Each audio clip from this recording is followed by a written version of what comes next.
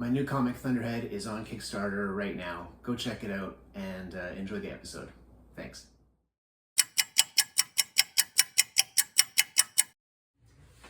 So, for this video,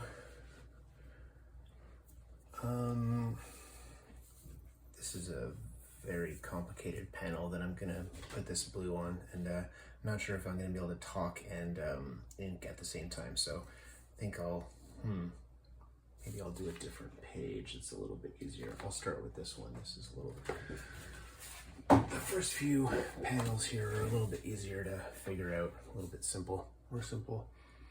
So, subject for today is, I'll probably do a few of these because it's one of the things that I think about most, aside from, creative questions, like creative questions to writing and drawing and stuff. One of the things I think about all the time is single issues.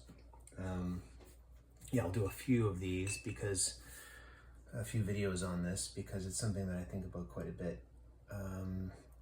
Now, there's digital sales, there's trade paperback sales, for some people there's hardcover sales, lots of different ways of like packaging up your comic and selling it to people, but the base of it at the end of the day is single issues. And as far as comic book shops go, that's, if you don't have the single issues, comic shops look a lot different, with that not being their main kind of week to week thing that they're worried about, that they're doing as part of their business. So I still love the single issues. Obviously I could see a day where single issues are not a thing anymore. I could see, it's changing as the years go on. Single issues become less and less of a thing, and we focus more on the graphic novel, on the collection.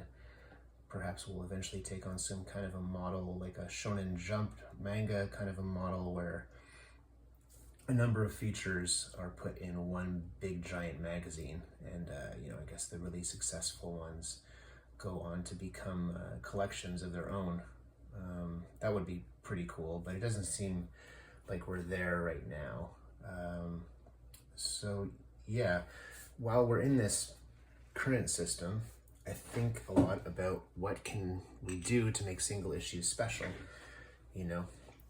Back in the day, single issues, in the day of the newsstand and where there weren't as many, there were no comic shops, and even, when at the beginning of comic shops, when there were still kind of a cross between newsstands and comic shops, is where you could find comic books. They weren't collected, that's actually, it's like relatively recent invention. When Watchmen came out, it was like the only way you could get that is by getting the single issues. There were no collections at the time. That came shortly after, but it wasn't a thing at the time, so nobody really gave that any thought. So when we say this day and age, single issue sales are down and stuff like that, it's like one of the considerations that you have to give is that back when single issues were doing their best, the only way to actually read those comic books was in single issue format. There was no digital, there was no collection, there was no anything. It was just the single issues. So, that's something to kind of take into consideration, something to think about when you're talking about the current state of comic shops and single issues. There's a bunch of stuff that I have, a bunch of thoughts that I have on single issues, and in my opinion, the things that we can do to make them a bit better, a bit more kind of individual and a bit more appealing. And I think I'll break that down into a few different videos so I can properly express myself with each thought. The first one, the one that kind of jumped out at me as the easiest first thought that I had on this is, I think, single issue should have a recap page or a recap panel or a recap whatever that catches readers up on the previous issue. Sorry, I'm just drinking my tea here as I'm talking. a lot of comics don't have this, and I really don't understand why. Like, you know, to each his own. Everybody's allowed to do things their way, but TV shows, you know, we watch our TV shows once a week, and they have recaps of what happened previously. Most of them, a lot of them, have recaps on, you know, previously on this TV show that you like, and those come out every week. We're talking about comic books that come out every month, and I don't know. I just feel like it's a lot to ask the reader, and especially for new readers that might want to jump on and get some kind of an idea on where we're at with the story, what's been happening. I just think that it makes a lot of sense to have some kind of a recap. It doesn't have to take up the whole page. It can be a small little thing on the inside cover. Like I'll that's what I do with my comic. I'll talk about that in a second.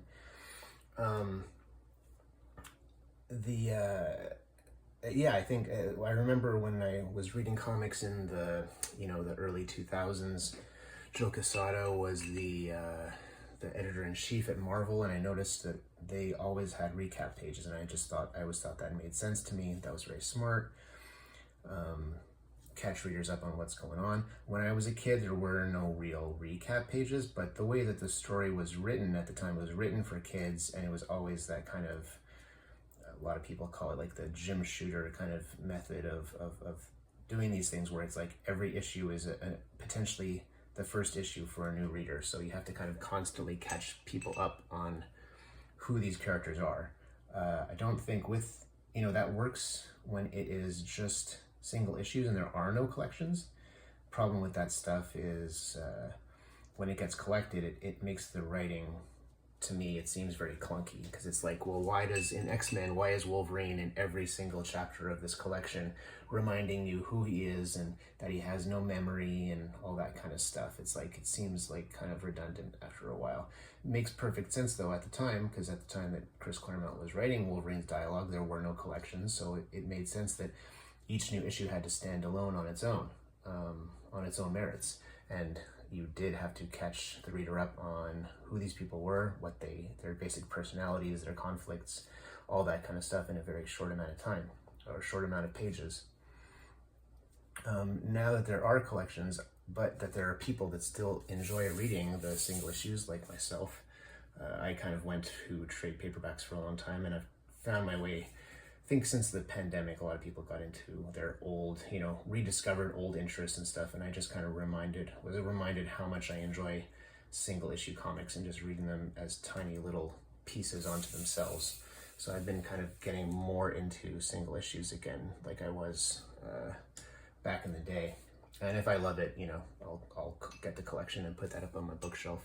It's good for, single issues are really good for sampling stuff and seeing if it's to your liking or not. What else was I gonna say about that? The recap page. Oh yeah, just like that was the opportunity that I had once I started working on Kaya. I've got all these ideas, I've been filling up notebook after notebook with what would I do if I just had my own comic? Like, what would be some of the things that I see could be improved, in my own opinion, just my opinion, what could be improved on in monthly comics? And that was one of the things. Do a recap page. I have a page at the beginning of every issue of Kaya where there's a short paragraph that gives readers, in case you're completely new to the series, it gives you a recap of the basic idea of the series. You know what, I'm gonna go get an issue actually, so I can just read it out.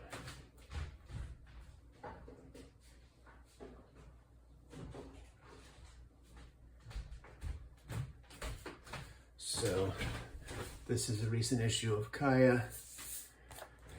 Let your comic shop know that you want it on your pull list. It's a fantasy adventure series, in case you're watching this and unaware of that this is my main work that I do. I'm the writer, artist, and creator of this series. So at the beginning, inside front cover, there's a paragraph here that says, Kaya was raised as a hunter and warrior. Her half-brother Jin was raised as a prince, destined to become the Golden One, destroyer of the all-powerful robot empire. But when the robots destroyed their home, Kaya and Jin escaped. Now they travel a dangerous road, trying to reach safe harbor. So that's kind of the recap for a completely new reader. that has never seen this series before. This is the basic gist of the series.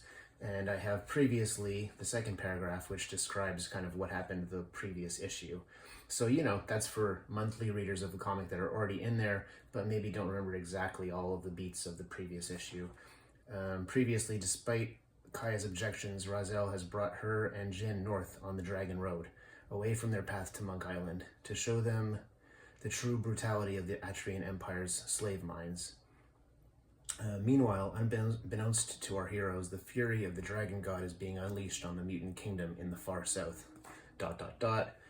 Kaya and Slave Mine 7, Part 2, gives you the creators of the series and all that stuff. So yeah, I find that's a useful thing to have. You know, maybe you don't necessarily read it every issue, but if you need a little bit of a recap, you need a bit of a reminder. Maybe it's been a few months since you read the last issue. It's been in your pile and you've been meaning to get to it. So yeah, very useful. And again, if TV shows that happen every week can have previously on to catch readers up or catch viewers up on the goings on of their series, I don't think it's too much to ask that comic books kind of do the same, considering that they're more of a monthly periodical thing. Yeah, so that's it. That's one thing that I think every comic book could do to make the single issues a little bit more appealing to a wider audience. I'll think of some more stuff. I've already got some other stuff here in my sketchbook. Been jotting down a bunch of ideas. So I will be doing some more videos on that in just a second. Yeah, that's it for now though. Bye. So, Thunderhead, Superheroes on Acid. That's all you really need to know about it. It's me and Kevin Castanero making some comic book magic, and it is on Kickstarter starting in at the end of July and going all the way through August. So we've got just amazing art, some amazing covers from my buds at Lethal Comic Books, Carl Kerschel, Andy Belanger. I'm doing a cover, Kevin's doing a cover. I am doing flashback. I'm writing the series and doing some flashback stuff. Kevin is doing the bulk of the amazing artwork that you got to check out. With every issue, like with every issue, there will be, what do we got? We got a free sketchbook, we got a free poster, free stickers, along with the actual oversized comic book that you'll get. So yeah, on Kickstarter, check it out. Thanks for listening.